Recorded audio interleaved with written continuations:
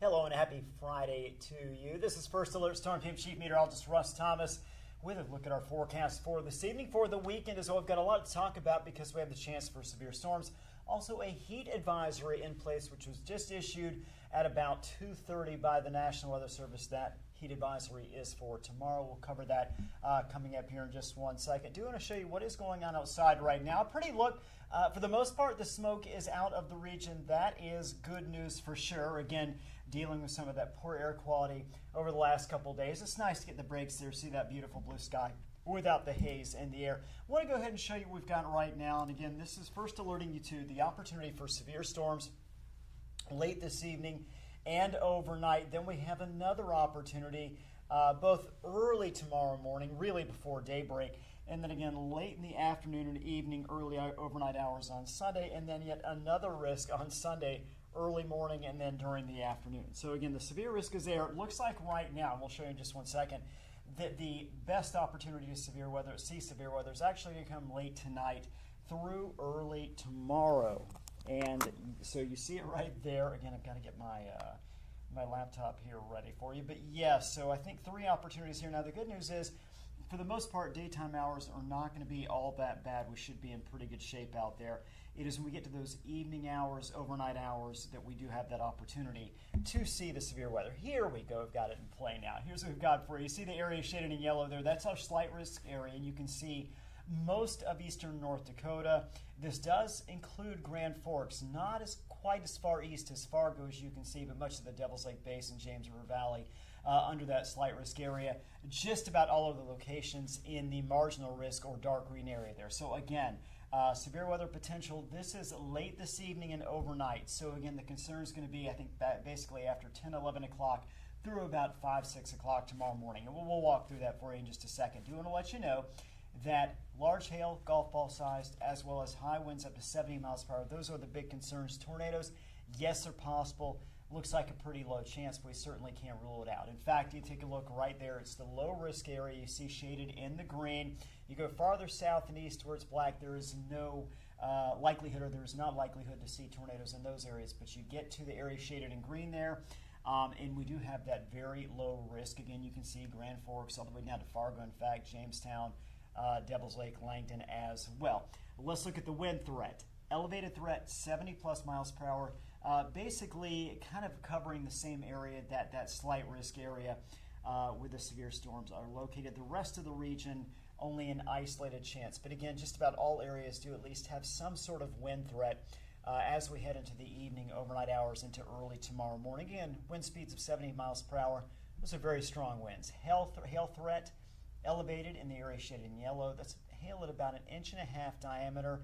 You can see the area shaded in brown. That is just that isolated risk area for hail. So as you can see, most of the action that we would see should any severe storms develop are going to be those areas, eastern North Dakota, spreading back toward, again, Jamestown, Devil's Lake, and then stretching to the east as far as northwest Minnesota. So again, that is for tonight. And take a look at our first alert forecast. Going to look at the timing. Now we're going to move to about midnight. Notice at midnight, at least at this point, things are still pretty quiet. Then we move ahead to about 4 o'clock, 6 o'clock. We start to see some of those areas. Not many, but you see those little areas of the yellow, the red there. That's where we're picking up the best chance of seeing some of those storms firing up. And again, weather model, we'll get to take a look at 6 a.m. You can see it increases to the north just a little bit so that area expands somewhat. We could see those severe storms. So again, the time you're really looking like is going to be early morning to about, well, let's say mid-morning, 8, 9 o'clock, and then those shower storms move out. Or Saturday itself, during the afternoon, looking very good. That's when we start getting concerned a little bit with the heat, with that heat advisory, which again we'll cover in just 1 second. Then Saturday night, Sunday morning, another chance of showers and thunderstorms. And again, there is that risk, a marginal risk, to see severe storms. And in fact, again, right through Sunday afternoon. So what we're looking at now, we talked about tonight. Now we're looking at Saturday late in the evening and during the early hours, or through the early hours Sunday morning. You can see we're at that marginal risk. Isolated severe storms, wind gust 40 to 60 miles per hour, hail about 1 inch in diameter, the tornado threat once again low. So the odds look a little less likely of seeing severe weather late Saturday and early Sunday than they do tonight into early tomorrow. Heat advisory. Heat index up to 100 degrees tomorrow from noon to 8 p.m. Again, you can see all the areas shaded in orange, and that basically covers our entire area. We're looking at minimizing strenuous activity if you can, especially during the late morning, afternoon hours. Staying hydrated, obviously, something you want to do when we start talking about heat indices. Again, we're talking about humidity and heat combined, creating that heat index. And again, going to feel like it's up to 100 degrees at some point. Also, if you can, take breaks if you are outdoors in the shade, air conditioning during those hours. Here's a look at our muggy meter just to show you not only is it going to be hot, but it is going to be steamy out there. Saturday afternoon, especially Sunday afternoon. Once we start getting about Tuesday, Wednesday, cooler, drier air mass moves in. We're not concerned nearly as much about the humidity at that point. Next 2 days, temperatures upper 80s, low 90s on our Saturday. We're going to see sunshine during the afternoon Saturday. Again, most of the storms are going to come late tonight and then late Saturday, early Sunday. And then again, Sunday afternoon. You can see our highs are going to be a little bit cooler. We're looking at low 80s, mid 80s, a couple of upper 80s as well. Going golfing this weekend, Saturday, 89 degrees in Fargo.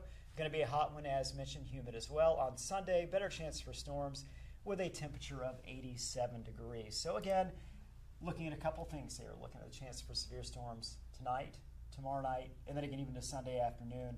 And then the heat as well and the humidity as we jump into your Saturday in particular. So just a few things to watch out for. Nevertheless, it's a good weekend to get out and enjoy just Mother Nature out there, but again, keep in mind that we do have that risk for storms and, of course, that heat advisory, so you want to take some breaks out there as well. Hope you have a wonderful weekend.